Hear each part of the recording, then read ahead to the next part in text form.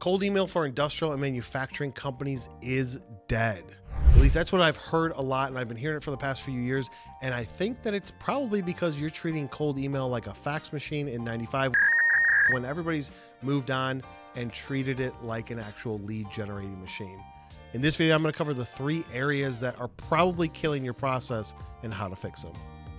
I'm Kyle Milan, owner of Milan Media, and for the last decade, we've been working with industrial manufacturing companies to help generate revenue for them, drive leads, boost their brand awareness, and everything around the outsourced marketing aspect to help drive business upwards. Every single month, we are sending out tens of thousands of emails to industrial companies, OEMs, buyers, engineering, CEOs, everything in between. And I'm going to go through 3 common mistakes that I guarantee that you're making. Mistake number 1, the goal is wrong. Most people are looking to get married on the first date. You send out a cold email and you're expecting an RFQ back. You're putting links in the email. You're getting very lengthy with your language. You're almost throwing up all of your benefits of why they should talk to you and work with you in the first attempt.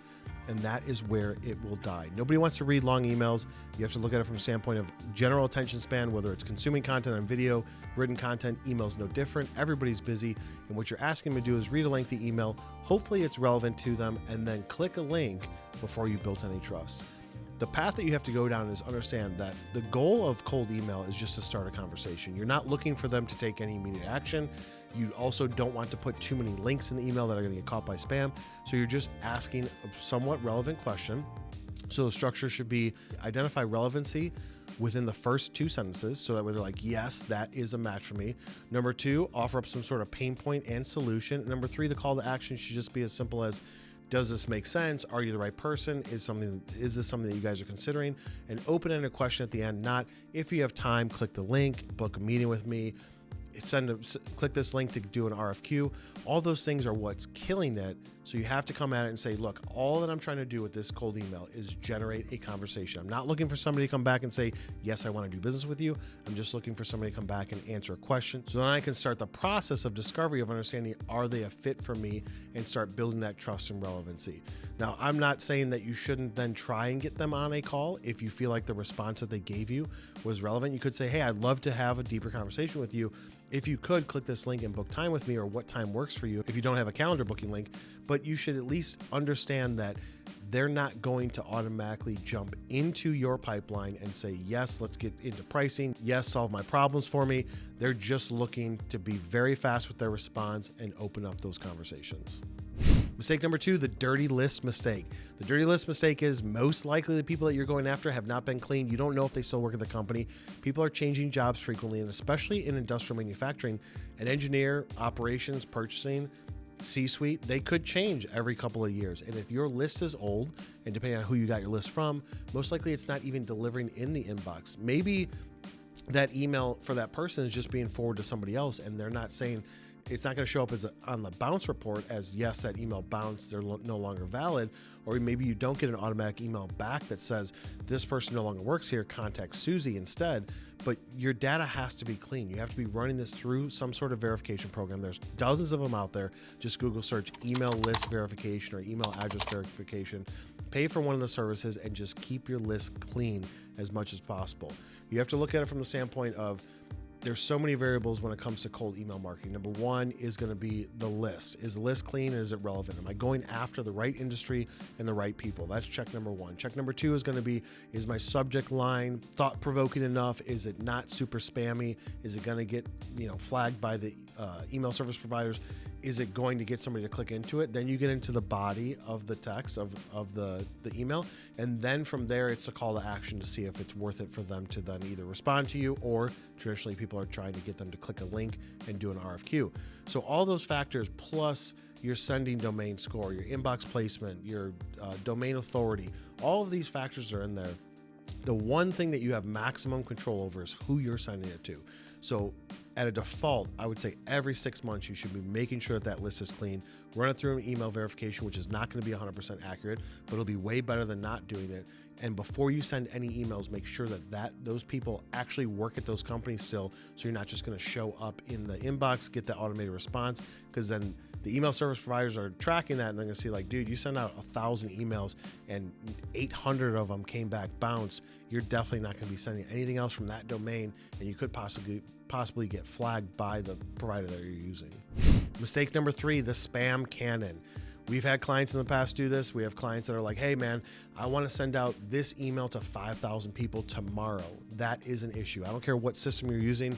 Sending out that many emails in one go, if you don't have a consistent track record of sending that amount of emails with a good open rate, with a good click rate and engagement rate, then that will throw you into spam jail, and you're not going to be digging yourself out of that anytime soon.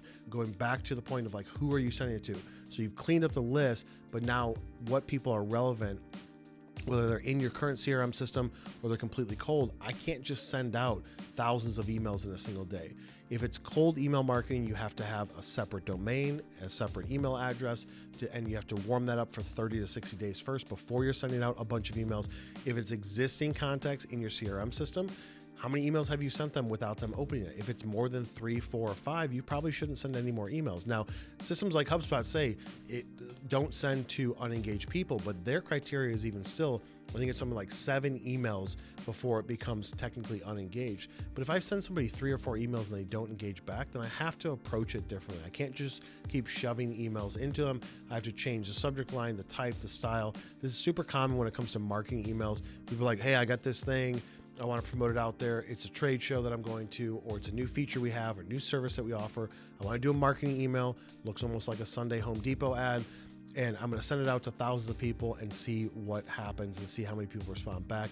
There usually aren't the best results. Can you get results from it? Yes. Can you sometimes get some exceptions to the rule? Absolutely. But as a consistent platform, unless it's a newsletter that they signed up for, you can't just shove out thousands of emails in a day.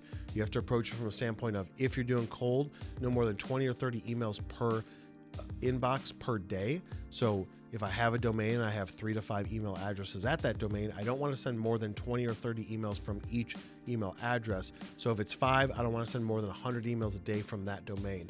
That's a fast way to get blocked by Google, Microsoft, and all the other ESPs that are smaller. If you Google search it, in the end of 2025, all of the ESPs went through a massive shift to tighten up all their deliverability, to where you may think that you just sent 1,000 emails in a day, but realistically only 500 of them landed in the inbox. So then all of your open rates and click rates and all that stuff, if you're doing that tracking, is going to be impacted by those deliverability.